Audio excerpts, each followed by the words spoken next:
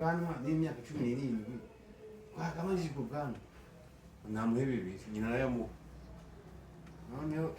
rero yahise ko yakubita iposho aragenda nyine mu kuri ifaki no ifaki ukakira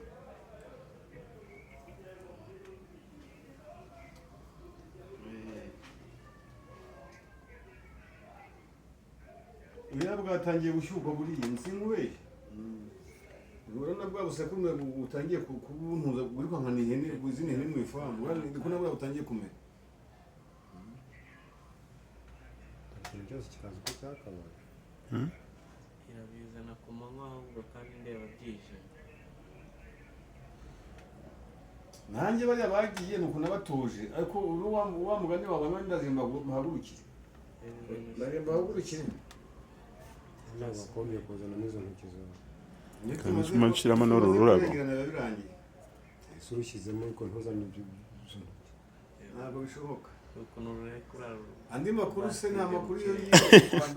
Ndurekure ukuntu ukoresha amazi nyine eh Basi